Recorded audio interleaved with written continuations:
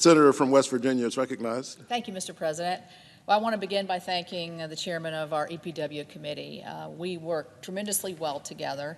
You gave a great speech right there outlining not only the difficulties that we've had reaching consensus, but really how the building blocks of what we are embarking on today really came from the bipartisanship that we have shown in EPW with our surface transportation and our water bills. I think, you know, by having those building blocks in place has led us to where we are today. And I do remember that first meeting with President Biden in the White House. It's not every day you get to go to the White House and sit in the Oval Office and talk to the President of the United States and Vice President.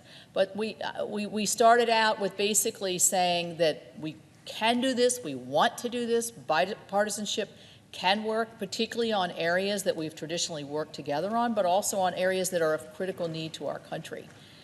And we never really sort of lost our focus on that, and neither did the President.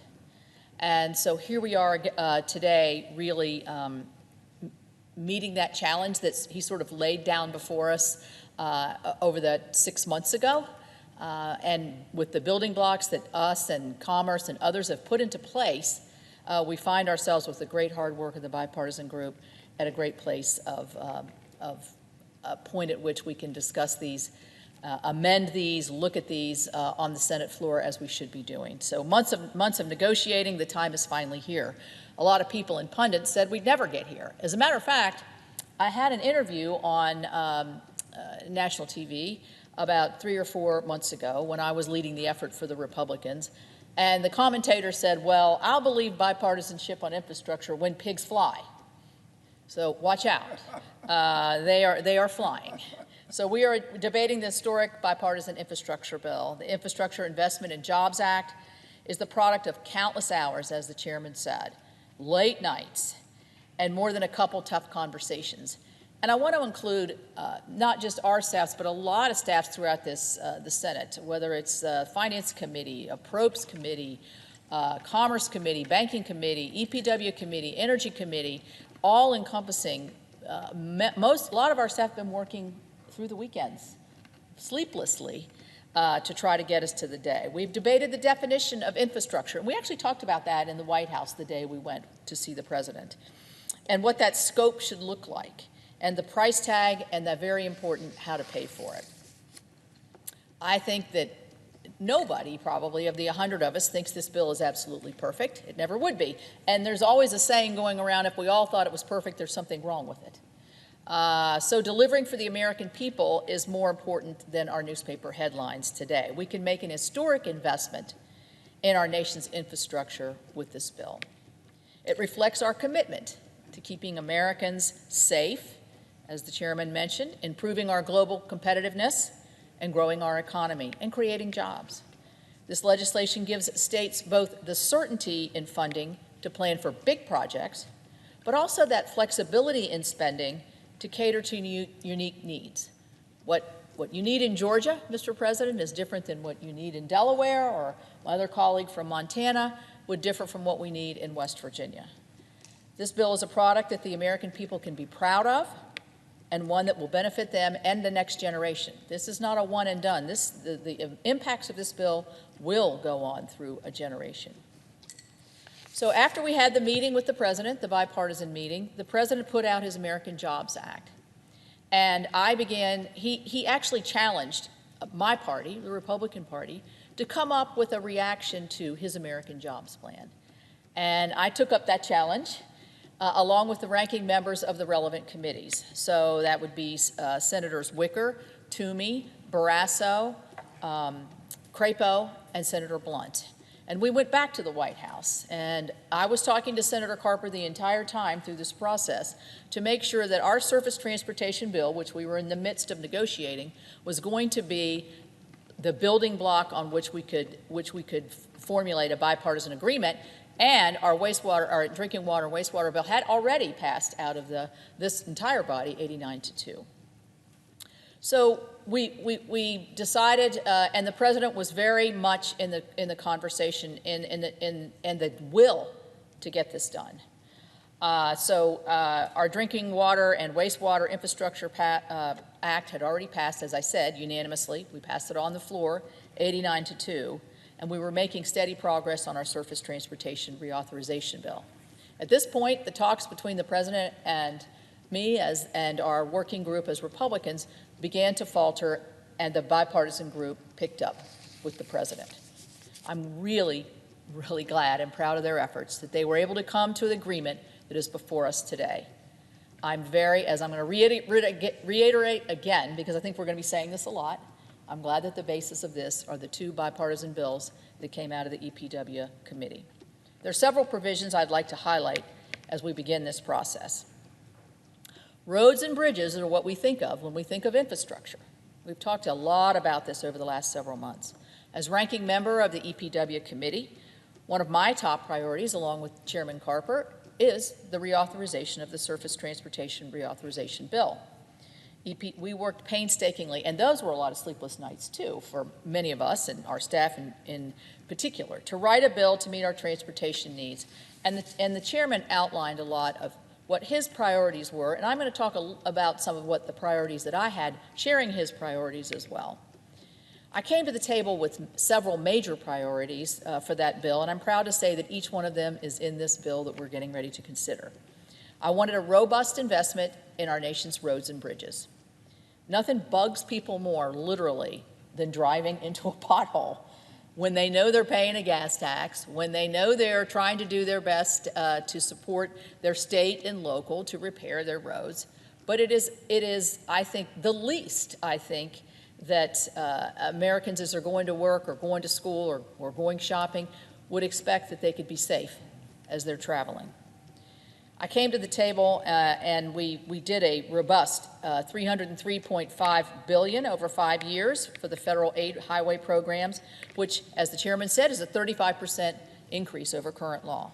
That investment represents historic funding. These are historic levels of funding for our roads and bridges, and provides the states that long-term certainty that they need to plan and complete a project. I'm sure, Mr. Chairman, you have projects in your state that have been on the burner, waiting to be done, are partially finished, and they can't get the investment because they can't get the long-term investment that we provided in our bill. So I have specifically made funding for our nation's bridges a priority. West Virginia has so many bridges. It's a small state, but we got a lot of hills and valleys, so we need a lot of bridges. One recent report said that 21% of West Virginia's bridges are in poor condition. Another report says that 13% of our interstate bridges are in poor condition. So that latter figure of the interstate bridges is the highest one in the nation. So our bill created a new bridge program. We worked hard with our colleagues to make sure that there is a massive infusion, which there is on top of what we had in our bill in the appropriations package. The overall package includes $40 billion in dedicated resources for bridges. This is the single largest investment in bridge infrastructure since the construction of the interstate highway system. This is money that will make a difference for West Virginia and the rest of the nation. Second, I wanted to preserve the flexibility for our states and localities to use federal funds to meet their own unique transportation needs. That priority is reflected in the fact that 90% of the EPW bill's funding will be provided to our states through the formula. That means the predictability of the formula that every state has relied on over the last several transportation bills. That's important because it lets states use the federal dollars to address their own priorities. As I said, we have different priorities, from congestion in urban areas to economic growth in small towns. And third, I wanted to make sure that all parts of our nation, not just urban areas, but the rural areas, benefit from transportation grant programs. Rural areas can sometimes struggle when it comes to receiving competitive grants. It's hard to show cost-benefit analysis. It's hard to show how many people are being served, but these transportation corridors are so vital. That's why I'm very pleased that the EPW bill creates a new $2 billion rural grant program that will dedicate resources to something very important to me, the Appalachian Development Highway System, or the ADHS, and other critical projects across rural America. We also work together to provide additional dedicated funding for the ADHS in the broader legislation. So what does that mean for my home state? That means that this funding will aid the completion of Corridor H, which is the connector to the eastern and central parts of our state with the metro and DC area, and opening up more opportunities for economic growth and tourism. So if you're coming from the DC area, you can just slice right through the center of the state where you can ski, whitewater, see the beauty of our state, or bring your business. How about that? Finally, we hear a lot, everybody hears a lot from folks back home that it just takes way too long to develop a project. We sometimes think the bureaucracy is our worst enemy when it comes to building our infrastructure. So we prioritized improvements for the project delivery process to help road and bridge projects advance from the planning stage to the completion stage much more rapidly. I'm excited about the reforms we had in our EPW bill. Particularly, our bill codifies the one federal decision policy, making it easier for project sponsors to work through the federal environmental review process. Not skirting any environmental review, but just expediting it so it can go quicker, which means more development, more considerations, but also more efficiency on how you spend your dollars. The EPW bill makes other common sense reforms, like allowing states to be reimbursed for utility relocation necessary for a project while the review process is ongoing, or even establishing deadlines for federal agencies to make decisions. These are a few examples of the 19 sections included in the robust project delivery section of our EPW bill. Additional provisions in the broader legislation will extend the FAST 41 permitting reforms to help us build other types of infrastructure more efficiently. So my key priorities: robust investment in roads and bridges, flexibility and certainty for our states, resources for rural communities and especially the ADHS, and project delivery improvements are all reflected in the EPW bill and across the broader package we are considering. I'm extremely proud of the work we did on our committee and to produce this, and I think it will make significant benefits to our nation's infrastructure. I'm also going to talk about our Drinking Water and Wastewater Infrastructure Act. The chairman went into more detail on it, but you can see it is very far-reaching, the largest, most robust investment and investment in new areas around this very crucial area. We authorized $35 billion for water projects across the country with a focus on upgrading aging infrastructure. It invests in innovative technologies and provides assistance to rural and low-income communities to help them keep their water safe and clean. The bill provides that flexibility I have talked about so that both rural and urban areas can best address their needs. The most significant investments are in the Drinking Water and Clean Water State Revolving Funds, otherwise known as SRFs. Our former governors in the body would know all about SRFs, how important they are. They maximize the authority for the states to determine how best to address their own challenges with a revolving loan fund to facilitate additional future investments. When this water legislation was voted on by the Senate, 89 senators supported it. Senators recognize that the legislation will help thousands of communities to improve their health, safety, and standard of living. And I'm very pleased that this bill before us again is a part of this package, a part of the larger package, so we can make sure that it gets to the President's desk. I'm glad that the overall package we are considering represents the largest investment in clean drinking water in our nation's history. It also has some niche things in there that are important to me, coming from, just that we hear anecdotally in our state, like we're wasting water in our state, or we have leaky old pipes that just leak out 50% of the water from the treatment facility to the home. What a waste. Think about our friends in the West and how precious water is in certain areas, what a wasteful thing that is. So we addressed some of that into our bill. There are a number of other provisions in this large package that will be significant wins for West Virginia and the nation. I launched my Capito Connect initiative in 2015 to help expand broadband infrastructure in West Virginia. Many communities that lack adequate broadband service are struggling economically. And I see my fellow senator from Montana, we have talked about this endlessly on the Commerce Committee and how absolutely important it is. Many communities that lack adequate broadband service are struggling. It is impossible to complete it is impossible to compete for new jobs if a community cannot offer good internet service. I mean, it's just a necessity, causing these areas to fall further and further behind. So today, education, tourism, healthcare, all require high-speed internet service. Broadband is core infrastructure, and this legislation recognizes that. It's a major broadband investment in this that will tremendously help close the digital divide in this country. We will get it to the last house. We will get it to the last business. Additionally, significant funding is included in this package to improve our nation's airports.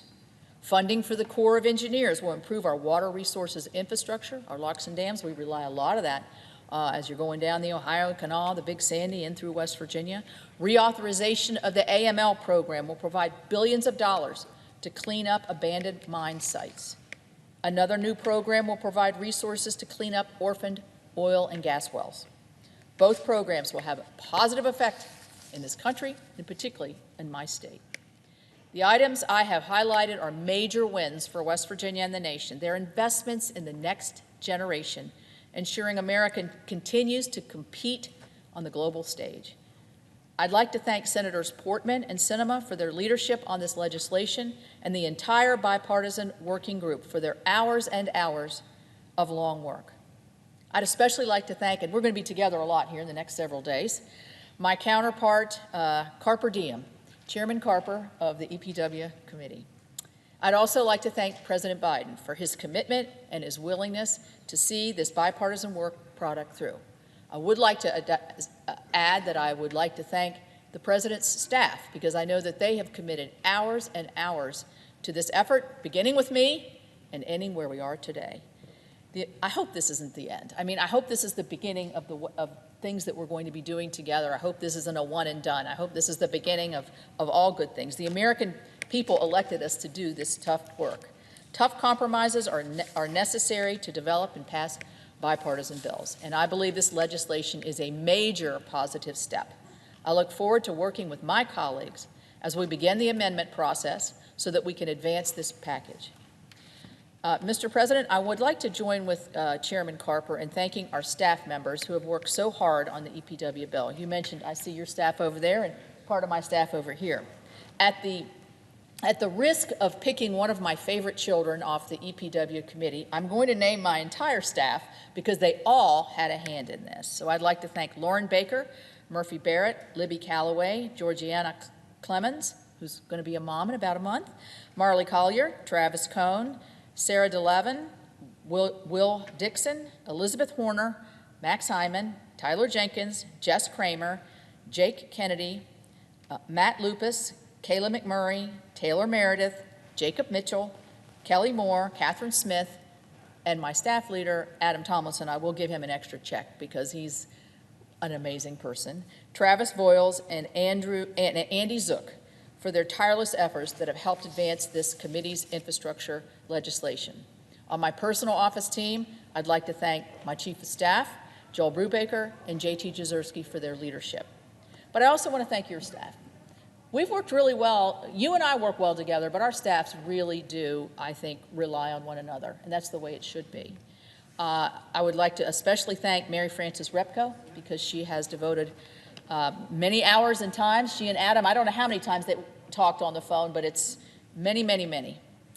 Rebecca Higgins, John Kane, Greg Dotson, Laura Gillum, Jordan Baugh, Heather Dan, Mackie McIntosh, Annie D'Amato, Kenneth Martin, and Tyler Hoffman Raridan for their dedication to this process as well.